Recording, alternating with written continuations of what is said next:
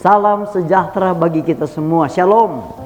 Dari studio Gereja Masehiatan Hari ke-7 Daerah Konferensi Minahasa dalam program Bertumbuh dalam Kasih-Nya. Kita akan belajar pelajaran sekolah sahabat, pelajaran yang ke-8. Tetapi pastikan bahwa kita belajar sekolah sahabat dari hari ke hari. Dan kita akan mendiskusikan pelajaran sekolah sahabat di setiap UKSS yang ada di jemaat masing-masing. Saat ini sebelum kita mempelajari rangkuman pelajaran sekolah sahabat, mari kita satu di dalam doa. Tuhan Bapa di sorga, kami membutuhkan kuasa Roh Kudus ketika kami belajar sekolah sahabat. Apakah ketika kami membaca, ketika kami mendengar, kami boleh mengerti, kami boleh memahami dengan benar, dan kami boleh mempraktekannya di dalam kehidupan kami. Di dalam nama Yesus kami berdoa. Amin. Saudara-saudara, judul pelajaran yang ke-8 adalah perjanjian di Sinai. Ayat bacaan terdapat dalam perjanjian lama dalam kitab Keluaran pasal 19 ayat 4 sampai ayat yang ke-6. Bunyinya seperti ini. Kamu sendiri telah melihat apa yang kulakukan kepada orang Mesir, dan bagaimana aku telah mendukung kamu di atas sayap Raja Wali dan membawa kamu kepadaku. Jadi sekarang jika kamu sungguh-sungguh mendengarkan firman-Ku dan berpegang pada perjanjian-Ku, maka kamu akan menjadi harta kesayangan-Ku sendiri dari antara segala bangsa, sebab Akulah yang empunya seluruh bumi. Kamu akan menjadi bagiku kerajaan, imam, dan bangsa yang kudus. Nah, saudara-saudara, penyeberangan Laut Merah ini adalah merupakan tonggak sejarah bagi bangsa Israel. Tonggak sejarah kedua adalah perbuatan hukum, ketika 10 hukum melalui mulut Allah sendiri. Pada saat itulah Israel lahir sebagai bangsa yang kudus, menerima aturan-aturan yang akan mengatur keberadaan mereka. Saudara-saudara, dalam sejarah ini kita melihat bahwa hukum-hukum tersebut lebih dari sekedar hukum agama, hukum sipil atau kesehatan. 10 perintah Allah adalah dasar dari semua hukum ini, merupakan cerminan karakter Allah sendiri. Dan oleh karena itu tidak hanya berlaku bagi bangsa Israel, tetapi juga bagi setiap anak Allah. Saudara-saudara, mari kita lihat rangkuman pelajaran sekolah sahabat ini sangat luar biasa di dalam penjelasan dalam pelajaran sekolah sahabat ini. Dalam Keluaran 19 ayat 4, kalau kita lihat di sana sangat jelas bagaimana atau mengapa Tuhan membawa Israel keluar dari Mesir. Nah, kita melihat bahwa sumber ayat begitu banyak referensinya. Ada dalam Keluaran 5, dalam Keluaran pasal 7, pasal 8, pasal 20, pasal 13. Nah, dengan demikian mereka akan menerima berkat-berkat besar, atau diantaranya tanah Kanaan.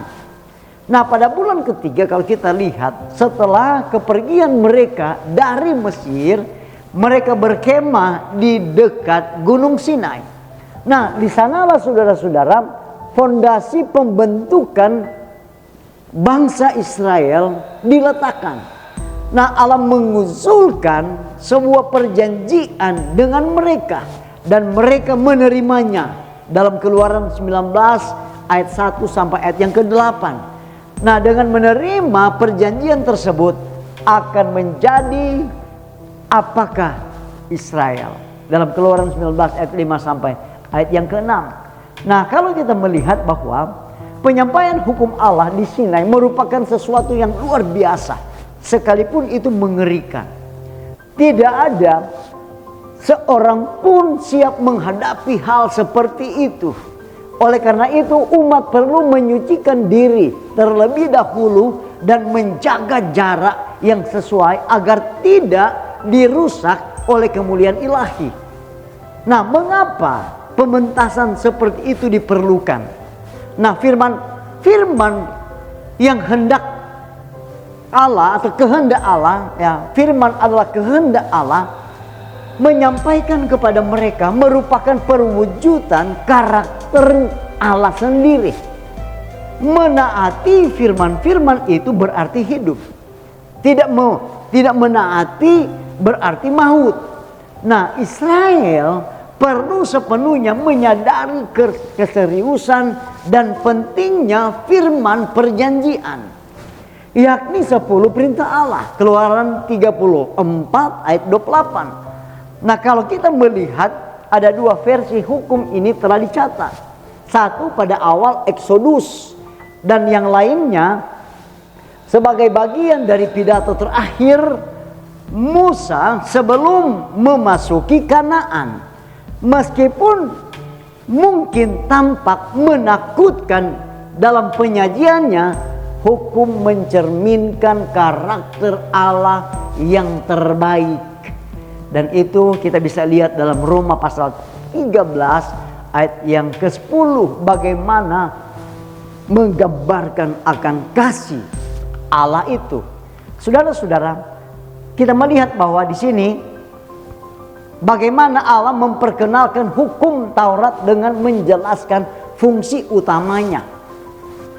Aku telah menebus kamu dari dosa. Oleh karena itu, beginilah yang harus kamu lakukan mulai sekarang. Dalam Keluaran 20 ayat 2 kalau kita lihat, menaati hukum Taurat bagi kita merupakan respons terhadap penebusan. Itu adalah respons kasih terhadap kasih yang diterima. Saudara-saudara, luar biasa bagaimana kita melihat, ya, 10 hukum Allah itu. Nah, apa fungsi hukum? Keselamatan tidak termasuk dalam fungsinya. Galatia 2:16. Hukum Taurat bagaikan cermin yang memantulkan dosa-dosa kita. Dalam Yakobus pasal 1 ayat 23 sampai ayat 25. Jadi ketika kita memecahkan cermin, tidak menghilangkan noda, mengabaikannya pun tidak. Namun tanpa cermin atau hukum Allah atau hukum Taurat, kita tidak akan tahu bahwa kita telah ternoda atau ada noda atau oleh dosa. Nah, bahwa kita membutuhkan, ya, istilahnya adalah sapu tangan atau Kristus untuk menyucikan kita. Alkitab mengatakan dengan jelas hukum Taurat itu baik. Roma 7:12. Merenungkan adalah suatu kesenangan. Mazmur 1 ayat 2. Betapa kucintai hukumku, aku merenungkannya sepanjang hari. Mazmur 119 ayat yang ke-97. Nah, saudara-saudara, kita melihat bahwa tidak ada satu kata pun yang gagal dari semua janjinya yang baik yang dijanjikannya melalui hambanya Musa. Kita melihat bahwa 10 perintah Allah adalah 10 janji yang dibuat Tuhan kepada kita, yang dimaksudkan untuk membimbing kita di jalan yang benar. Seorang penulis rohani, kita melihat sebagai penutup ringkasan pelajaran sekolah Sabat ini mengatakan bahwa hukum Allah atau hukum Taurat tidak diucapkan pada masa itu semata-mata untuk kebaikan orang Ibrani.